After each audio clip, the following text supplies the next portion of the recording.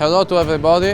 Hello everybody, bonsoir Bruno Tony et bonsoir à tous, bienvenue dans le journal de dimanche. Et oui, un des événements de la semaine a été le retour après 2 ans d'absence du Festival international du cirque de Monte-Carlo. Vous écouterez dans quelques instants un des artistes présents sous le chapiteau, mais également un spécialiste de la vente aux enchères de montres de luxe, le sociologue et écrivain Frédéric Lenoir sur le Blue Monday, la journée la plus déprimante de l'année, un ancien étudiant de la Principauté qui est en Antarctique pour étudier un système de gestion des eaux grises, l'académicien Dany Laferrière à propos du racisme en Amérique à l'occasion d'une conférence organisée par la Fondation Prince-Pierre, le speaker du WRC qui revient sur sa passion et son métier, l'ancien directeur de Yahoo Europe invité par Monaco Tech, une psychanalyste à propos du genre neutre, le fameux YEL.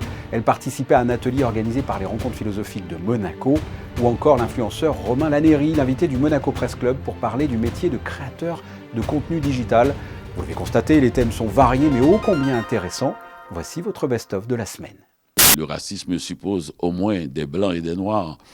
Et c'est très important de montrer la présence des deux et surtout aussi que tous les blancs ne sont pas racistes.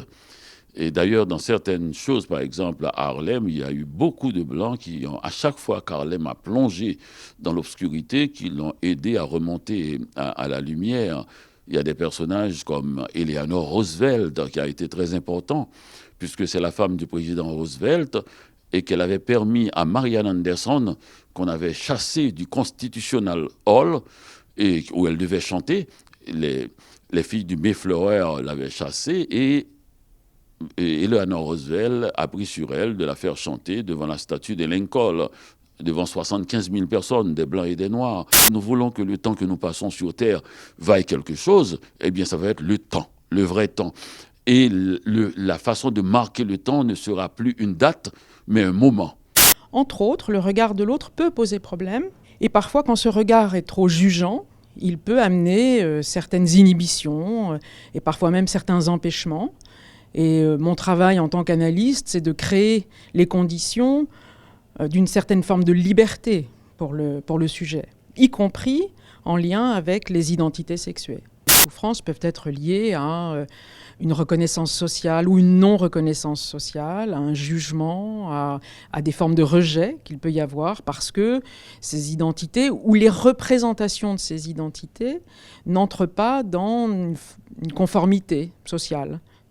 Une personne non-binaire, c'est une personne qui ne se reconnaît pas dans des assignations qui relèvent du féminin ou du masculin, c'est-à-dire qui ne se reconnaît pas dans des stéréotypes de genre, et donc qui est dans des zones où l'assignation est moins précise et moins représentée, mais qui est aussi une zone de liberté pour cette personne. On a la fibre où on l'a pas.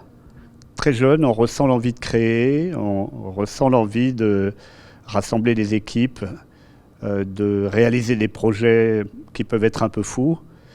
Et puis un jour, on passe à l'acte. Alors tout le monde ne passe pas à l'acte, mais j'ai eu la chance de passer à l'acte quand j'avais 40 ans. Sans doute plus facile aujourd'hui de créer des entreprises. C'est moins rare. C'est vrai que quand on crée les premières startups, il y a 20 ans, on nous prenait pour des fous. Ça, c'était la meilleure hypothèse. On pouvait aussi nous prendre pour des voleurs parce qu'on faisait des levées de fonds importantes pour des entreprises qui n'étaient qu'à l'état de projet, donc c'était difficile de comprendre. Mais aujourd'hui, Internet, c'est un continent économique gigantesque, c'est le moteur de l'économie en général. Et donc aujourd'hui, c'est relativement plus facile de se lancer. Ça ne veut pas dire que c'est plus facile de créer un succès mondial. La part de marché de l'horlogerie aujourd'hui, c'est en milliards. Donc effectivement, c'est en milliards d'euros. Donc c'est quand même très très important. La comparaison que l'on peut faire en réalité, c'est un petit peu par rapport aux ventes de bijoux. Les ventes de bijoux, en règle générale, font des ventes un peu exceptionnelles qui vont parfois entre 50 et 100 millions la vente. Nous, on a des ventes qui font des ventes qui sont de quelques 5 à 10 millions en règle générale. Donc, ça vous donne un petit peu le décalage entre le bijou et la montre. Ce sont des valeurs qui sont des valeurs sûres sur certaines références. Donc, quand c'est Rolex, c'est la Submariner, la Daytona, la GMT, certaines Oyster. Lorsque c'est Patek Philippe, ça va être la Nautilus ou l'Aquanaut. Dans chaque marque, vous avez des positionnements. Et sur ces positionnements, vous savez que vous allez faire un investissement qui sera un investissement sûr et certain. Alors, la différence avec la pierre, c'est qu'en règle générale, on fait des investissements pour 15, 20 ans, 30 ans. Là, avec l'horlogerie, vous voyez déjà les évolutions de la valeur de vos objets en moins de 5 ans. C'est un Américain, un scientifique américain, Cliff Arnall, il y a une dizaine d'années, qui a établi des statistiques qui nous dit qu'au fond, ce jour-là réunit un peu toutes les choses négatives qu'on peut avoir. Alors déjà, c'est un lundi, donc le jour où on retourne au travail. Les lundis, on sait, c'est les jours les plus déprimants pour les gens. Troisième semaine de janvier, le salaire n'est pas encore tombé. Et puis, on est 3 semaines après les fêtes de Noël, donc on n'a pas remboursé encore tous les dettes qu'on a par rapport à Noël. Puis il fait froid. Le mois de janvier, c'est le mois le plus froid de l'année. Et puis finalement, on s'aperçoit qu'on n'a pas réussi à mettre en place les bonnes résolutions qu'on avait prises 3 semaines plus tôt. Donc si on réunit tous ces facteurs, on s'aperçoit que c'est un des jours, symboliquement aussi, où tous les facteurs déprimants sont le plus réunis. Que le bonheur tient à 50% à nous-mêmes, c'est-à-dire essayer de voir le verre à moitié plein plutôt que le verre à moitié vide. Et bien à ce moment-là, on peut s'appuyer sur des choses positives. On est dans une période, effectivement, de l'histoire qui est difficile. Et on sent bien, et c'est ça qui rend peut-être le moral des gens encore plus difficile, qu'on est loin d'en être sorti. Alors là, je pense qu'une des choses qui peut nous aider, finalement, c'est aussi de prendre du recul par rapport à l'information.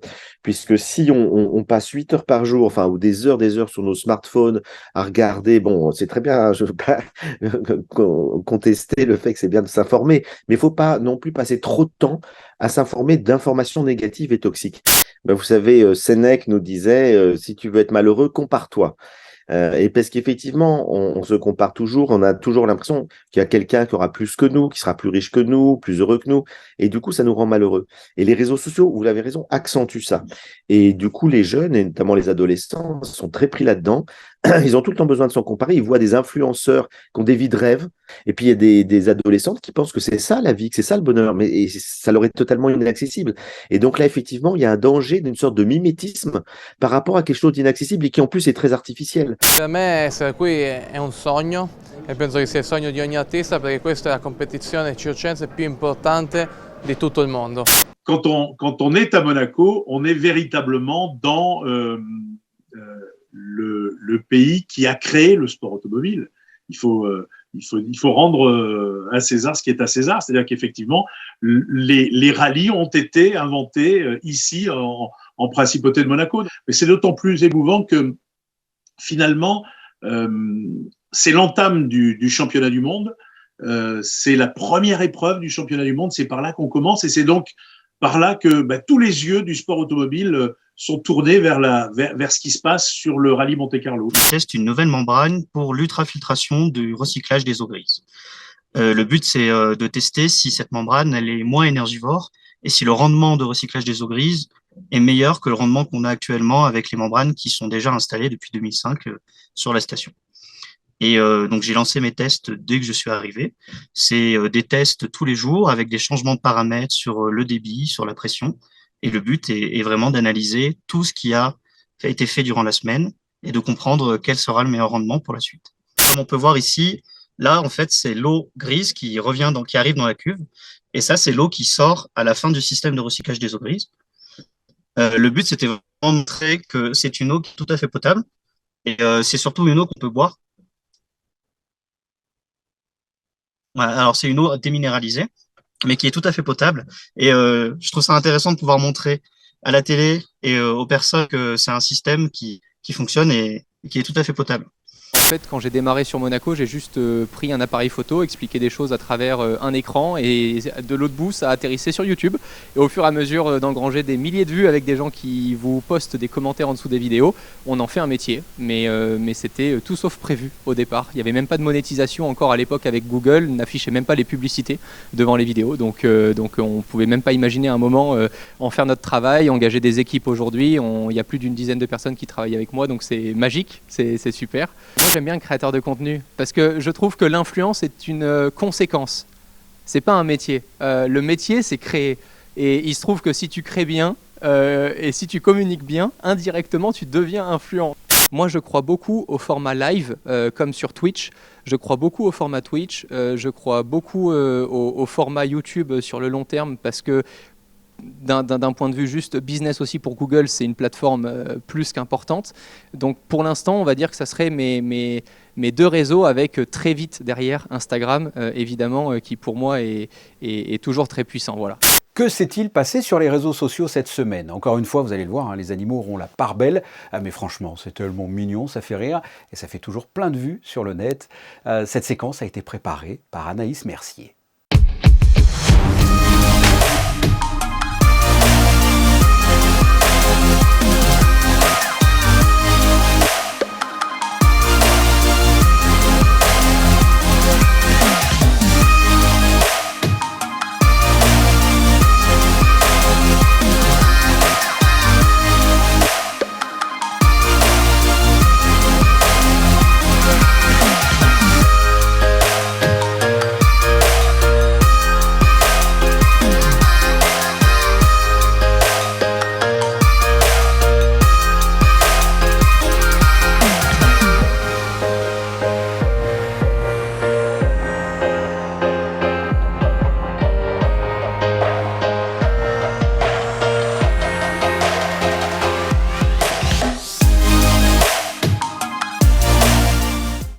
C'est un chapeau original et en plus il doit sentir bon.